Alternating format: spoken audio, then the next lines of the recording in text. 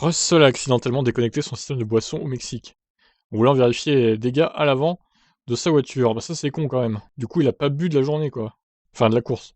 Dans une Williams peu compétitive, Russell a vécu un Grand Prix compliqué, et d'autant plus compliqué qu'il a dû se passer du système de boisson alors même que les températures étaient élevées. Comment c'est arrivé? Premier virage, le futur équipier d'Hamilton a dû zigzaguer pour éviter le chaos causé par l'accident entre Ricciardo et Bottas. Il n'a cependant pas tout à fait pu éviter la McLaren. Durant le safety car, Russell a voulu vérifier par lui-même les dégâts. Il a décidé de desserrer quelque peu et temporairement ses ceintures de sécurité pour augmenter son champ de vision vers l'avant de la voiture. Donc en gros, il s'est un peu levé pour voir. Quoi. Il a expliqué ce qui était alors arrivé.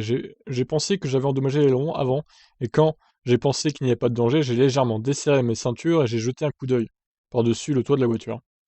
Mais en faisant ça, j'ai sorti et déconnecté mon tube de boisson, donc j'ai perdu la boisson au premier tour. Il avoue qu'il a eu un peu soif durant la course. Checo en faisait toute une affaire à Austin, a-t-il plaisanté lorsque le pilote Red Bull aussi fut privé de système de boisson lors du précédent Grand Prix.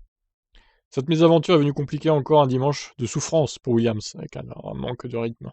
Je dirais, je dirais pas qu'il y a eu beaucoup d'excitation dans l'équipe. Pour être honnête, c'était probablement l'après-midi la plus difficile que nous ayons eue cette saison. Je pensais que nous étions sur le point d'obtenir un bon résultat après le départ.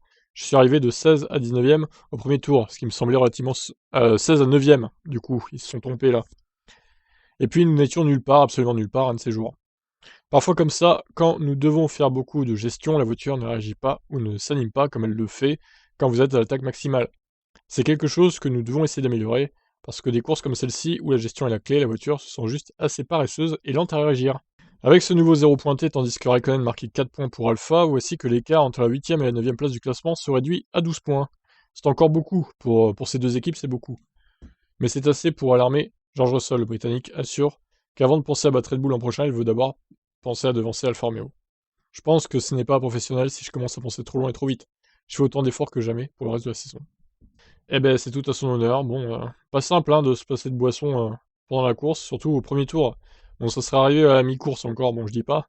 Mais dès le premier tour, c'est dur quand même. Donc voilà, cette anecdote du Grand Prix de Russell, hein, qui n'a pas vécu un très beau Grand Prix avec sa Williams. Allez, je vous laisse réagir. Ciao.